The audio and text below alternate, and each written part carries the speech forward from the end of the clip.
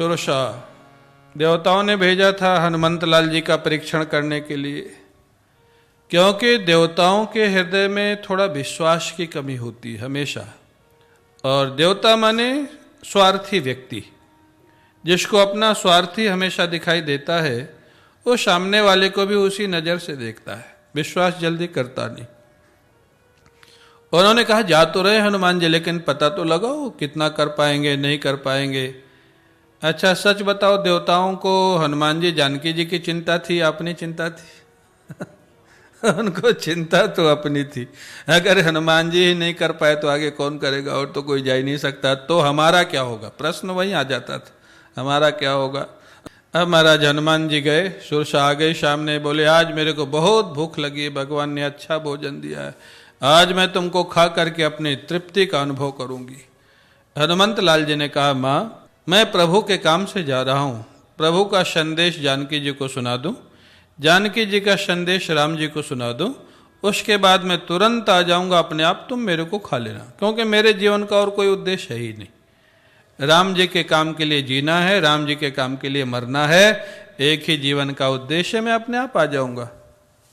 सुरसा बोली हमें मिली बेवकूफ बनाने के लिए? ऐसा भी कोई व्यक्ति होता है जो अपनी जान देने के लिए अपने आप आ जाएगा? छूटने के बाद मैं बिल्कुल नहीं जाने दूंगी, अभी खाऊंगी तुमको। बहुत प्रयास किया, बहुत समझाया, हनुमान जी ने कहा नहीं नहीं मैं आ जाऊंगा, मेरा विश्वास करो। बोले नहीं नहीं कोई विश्वास नहीं।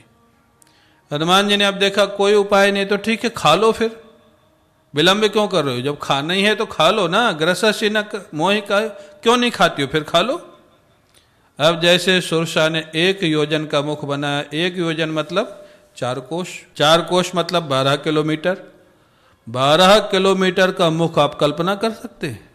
सुरसा ने जैसे 1 योजन का मुख बनाया 12 किलोमीटर का, हनुमंत लाल जी हो गए 24 किलोमीटर के। सारी अणिमा महिमा लघिमा सारी सिद्धियां हनुमान जी के पास, उससे दुगने हो गए। सुरसा ने 16 योजन का मुख बनाया, हनुमान जी 32 के हो गए। अब महाराज जैसे जैसे सुरसा मुख बढ़ाते जाए, हनुमान जी उससे डबल होते जाए। लेकिन आश्चर्य है, क्या दैवी माया थी। 7 योजन तहि आनन की न, 100 योजन समुद्र की लंबाई जितनी जितना पार करना उतना बड़ा मुख बना लिया सुरसा ने। अब अगर ईगो की समस्या होती तो हनुमान जी 200 योजन के बन जाते, उनके लिए कोई समस्या नहीं थी।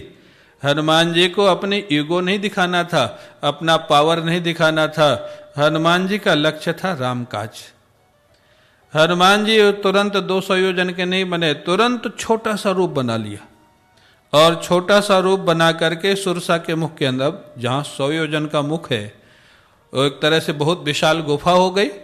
हनुमंत लाल जी छोटा स्वरूप बनाए, मुख के अंदर चारों तरफ घूम फिर के बाहर आ गए, हाथ जोड़ के खड़े हो गए। माँ मैं तो आपके स्वयं अंदर चला गया, आपने खाया ही नहीं, अब मेरे को जाने दो। अब सुरसा जब तक मुख बंद करती, इतना बड़ा मुख, तब तक तो बाहर आ गए। सुरसा ने अपना स्वरूप धारण कर लिया, वास्तविक स्वरूप धारण कर लिया। बड़ी प्रसन्न हुई, बोले मैं खाने के लिए नहीं आई, तुम्हारी परीक्षा लेने आई थी, तुम जाओ। तुम्हारी बुद्धि और महाराज तुम्हारी ताकत, हाँ जोश और होश जिसको बोलते, हमेशा लड़ने के पक्ष में मत रहो और हमेशा शांति के पक्ष में मत रहो, जैसा अवसर मिले।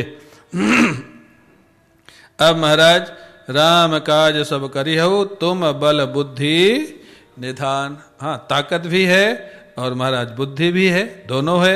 आशीष दे गई सो हर्ष चलो हनुमान। ये महाराज राजसी विघ्न। कभी कभी आपको ताकत दिखानी पड़ेगी, कभी कभी शांत बैठना पड़ेगा। ये सारी घटनाएं आपके हमारे जीवन में आती। हमको निर्णय करना होता है कि किस समय शांत रहना है, किस समय ताकत दिखाना है। अगर ताकत दिखाने का समय है, योग्यता है, तो ताकत दिखाओ, और जिस समय लगे कि ताकत दिखाने के समय नहीं तो शांत बैठो, प्रभु का स्मरण करो, प्रभु अपने आप अवसर आपको देंगे। आगे चल पड़े। अब तामसी विघ्न आया। तामसी विघ्न राक्षस लोग जो आपको सीधे अटैक करेंगे, काम करने ही नहीं देंगे। एक समुद्र के अंदर निश्चरी रहती थी सिंहिका।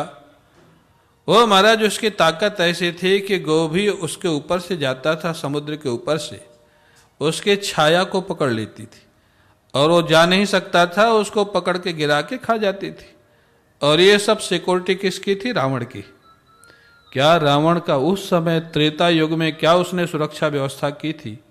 पहली बात तो समुद्र की इतनी बड़ी खाई जो पार करके जाए नहीं, पुल तो था नहीं, उसमें कोई जा ही नहीं सकता था। अगर कोई प्रयास भी करेगा तो सिंहिका रखी हुई थी, समुद्र के अंदर पकड़ के खा जाएगी। उसके बाद भी कोई निकल गया तो वहां कौन थी लंका के बाहर? लंकिनी। माने ये कोई सामान्य चीज है? इतनी सुरक्षा व्यवस्था। हाँ, बड़ा बुद्धिमान था, विद्वान था, वो बिल्कुल निश्चिंत था कि इतनी सुरक्षा व्यवस्था के बाद तो कोई लंका में आ ही नहीं सकता।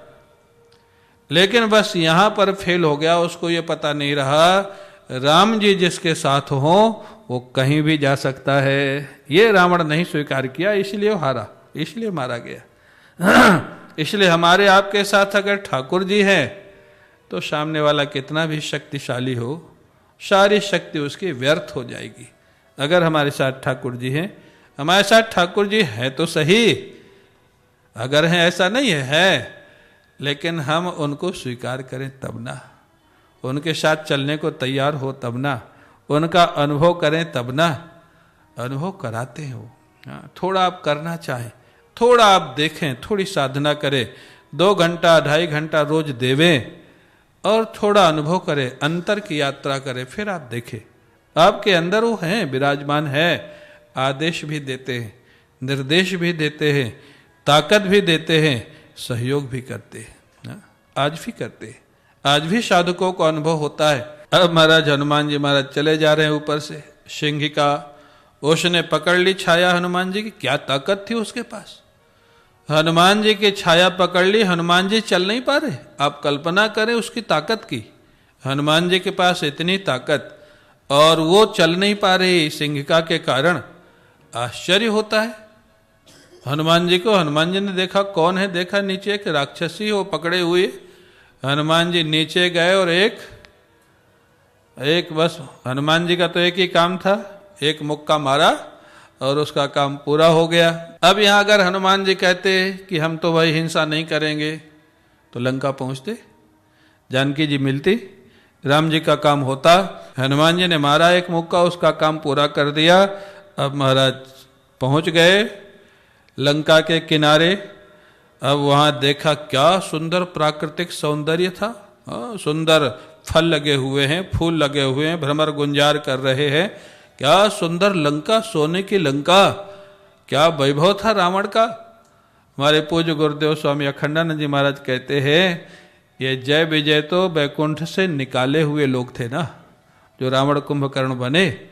बैकुंठ से निकाले हुए लोगों का इतना वैभव और इतनी ताकत होती है, तो जो बैकुंठ पति के सेवक होंगे, भक्त होंगे, उनकी ताकत का तो कहना ही क्या है। इसलिए हमको आपको कभी निराश नहीं होना, भगवान को शक्ति को और अपनी शक्ति को मिला के चलना है। कभी निराशावादी होना ही नहीं। सनातन धर्मियों को हनुमंत लाल जी ने देखा, वाह क्या वैभव है रावण का। कहीं अखाड़ा हो रहा है, कहीं मृदंग बज रही है, कहीं भौरे गुंजार कर रहे हैं, कहीं राक्षस लोग महाराज अपना खाना पीना जो भी आप समझो उनका वो चल रहा है। लंका है ना। हनुमान जी महाराज को बड़ा आश्चर्य हुआ, क्या रावण का वैभव है। हनुमान जी को थोड़ा गुस्सा भी आया, इनको थोड़ा सबक सिखाऊं, लेकिन फिर याद आ गया नहीं, जाम्बवान जी ने मना किया है, अभी कुछ नहीं करना है मेरे को तो। लेकिन अब मैं जाऊं कैसे, इतनी बड़ी तो वहाँ बाउंड्री वाल है, 4 दीवारी, चारों तरफ पहरेदार खड़े हैं। अब अगर झगड़ा नहीं करूंगा तो जाऊंगा कैसे, और जाऊंगा नहीं तो काम कैसे होगा। हनुमंत लाल जी ने दूसरी सिद्धि का उपयोग किया। पहले तो बहुत विशाल हो गए थे, अब बहुत छोटे हो गए। कितने छोटे हो गए? मशक समान रूप कपिधरी, लंकहि चले सुमिरी नरहरि। नरहरि माने नृसिंह भगवान का जो अवतार था ना प्रभु का, क्योंकि अब यहां थोड़ा आवेश लाना पड़ेगा। नृसिंह भगवान का स्मरण किया और चल पड़े लंका के लिए, प्रवेश करने के लिए। मशक समान, मच्छर के जितने। मैं हमेशा कहता हूं, एक व्यक्ति ने पूछा मेरे से एक बार कि जब हनुमंत लाल जी मच्छर के बराबर बन गए तो राम जी ने जो अंगूठी दी थी वो कहाँ रखे? अंगूठी राम जी ने दिया था ना जानकी जी को देने के लिए। लोगों के मन में ऐसे प्रश्न ज्यादा आते, हनुमान जी ने क्या क्या भक्ति किया, कैसे जानकी जी को पाया, क्या इनके विघ्न, वो उस पर ध्यान नहीं ज्यादा जाएगा। अंगूठी कहाँ रखे? मैंने कहा तेरे पास रखे थे। अरे भाई, जो अपना शरीर इतना छोटा बड़ा कर सकते हो, प्रभु की मुद्रिका तो चैतन्य थी। या तो उसको निवेदन किए हुए होंगे कि आप थोड़ा प्रतीक्षा करें, और या उसको भी छोटा बना लिए होंगे, तो अपना स्वरूप कर सकते हैं। प्रभु की मुद्रिका भी, प्रभु के आभूषण भी चैतन्य होते हैं, प्रभु के वस्त्र भी चैतन्य होते हैं। प्रभु का विग्रह, ये जो पांच भौतिक विग्रह दिखाई देता है ना, भगवान का विग्रह पांच भौतिक नहीं होता है, वो चिन्मय होता है। यहां तक हमारा सनातन धर्म कहता है, यो वेत्ति भौतिकम देहम कृष्णस्य परमात्मनः मुखम तस्यावलोक्यापि सचैलम स्नानम आचरित। बोले जो व्यक्ति श्री कृष्ण के विग्रह को, राधा रानी के विग्रह को, राम जी के विग्रह को पंचभूत वाला मानता है, ऐसे व्यक्ति का मुख देखना मना है, और ऐसे व्यक्ति का मुख दिख जाए तो कपड़ों के साथ ही स्नान करना चाहिए, इतना दोष लगता है। जो भगवान कृष्ण राम, उनका विग्रह पांच भौतिक नहीं है, वो तो प्रकट होते हैं, अंतर्धान हो जाते, तो उनके वस्त्र भी चैतन्य है, चिन्मय है, उनके आभूषण चिन्मय है, उनका शरीर चिन्मय है। जब उनकी अंगूठी चिन्मय है तो कहीं भी रह सकती थी, अंगूठी अपने आप भी सीधे अशोक वाटिका जा सकती थी। तो ये प्रश्न लेकिन है, लोगों के मन में होते हैं। तो हम महाराज जो चले मच्छर के जैसा रूप बना के, लेकिन धन्य है रावण की सिक्योरिटी, मच्छर भी अंदर नहीं जा सकता है। बिना उसके सुरक्षा कर्मी से मिले हुए, बिना परिचय के, बिना परमिशन के, जो लंकिनी थी उसने देख लिया, कहाँ जा रहे हो? अरे हनुमान जी सोचे बड़ी विलक्षण सुरक्षा है भाई, मच्छर को भी ये पहचान लिया, कहाँ जा, अरे मच्छर मक्खी तोड़ते ही रहते, ये मेरे को पहचान ली। लंकिनी कहते कहाँ जा रहे हो? चोरी चोरी। और लंकिनी ने एक शब्द और कहा, जितने चोर हैं वो सब मेरा भोजन बनते हैं। हाँ, जितने चोर हैं, मोर आहार जहां लगी चोरा, जितने चोर हैं सब मेरा भोजन है। हनुमंत लाल जी बोले अब पहचान ही लिया है, तो प्रकट हो गए छोटा स्वरूप बना करके। हनुमंत लाल जी ने कहा ये बात तू सही कह रही है कि जितने चोर हैं सबको तो खा जाती है, भोजन करती है। बोले हाँ, मेरा नियम है, जो भी यहाँ आएगा चोरी चोरी आएगा, मैं सबको खा जाती हूँ, कोई अंदर नहीं जा सकता है। हनुमंत लाल जी ने एक प्रश्न कर दिया, चौंक गई। हनुमान जी ने कहा तेरा भोजन सारे चोर है ना? बोले हाँ। बोले सबसे बड़ा चोर तो रावण है, उसको तू अंदर कैसे जाने दिया? अरे जो किसी के पत्नी को चुरा के ले आए, इससे बड़ा चोर कौन होगा? तो चोरों को खाती है या चोर की रक्षा कर रही, पहले निर्णय तो कर। लंकिनी सोची है कौन, आज मेरे को ही चौंका दिया। लंकिनी सोचने लग गई, बात तो ठीक कह रहे, चोर की तो रक्षा कर रही है या चोरों को खा रही है? तो चोर की रक्षा में खड़ी है, जो सबसे बड़ा चोर तो अंदर बैठा है, मैं तो उनका पता लगाने आया हूं, मैं कैसे चोर हो गया? अब महाराज लंकिनी जैसे बस थोड़ा और कुछ कड़े शब्दों में बोली, हनुमंत लाल जी सोचे ज्यादा समय है नहीं इससे कोई सत्संग करने का, भजन करने का। एक फिर मुक्का मारा, उनके तो एक मुक्का से काम हो जाता था, गदा तो छोड़ाए थे क्योंकि लड़ना तो था नहीं यार। एक मुक्का मारा और मुक्का खाते ही महाराज बेहोश होकर के गिर पड़ी। थोड़ी देर के बाद होश आया, मुख से रक्त प्रवाह हो रहा था। जैसे उठी हाथ जोड़ करके, बिल्कुल उसकी भाषा ही बदल गई। वो कहती आज मैं धन्य हो गई, आज धन्य हो गई, मेरा जीवन कृतार्थ हो गया। हनुमान जी सोचते हैं क्या हुआ इसको, मैंने तो मुक्का मारा है, कृतार्थ कैसे हो गई, धन्य कैसे हो गई? लंकिनी कहती है कि आज एक राम भक्त का सत्संग मेरे को मिला है, दर्शन मेरे को मिला है। सत्संग तो कुछ हुआ नहीं था। सत्संग क्या हुआ था भाई, मुक्का ही मारा था। सत्संग तो कभी कभी मार खाने से भी आदमी सुधर जाता है। खाली जो प्रवचन से नहीं सुधरता ना, वो मार खाने से। मन ऐसे मत सोचना कि हम मारते हैं, घर वाले मारते हैं। हाँ, कई लोगों को मैंने देखा है। हाँ, गुरु जी की बात सुनने से बैराग नहीं होगा, जब बहू बेटे ठीक करते हैं ना, फिर बैराग होता। महाराज अब तुम खाली भजन करेंगे। मैंने क्या हुआ? अब जो हुआ बताते हैं। फिर अनेक घरों की समस्याएं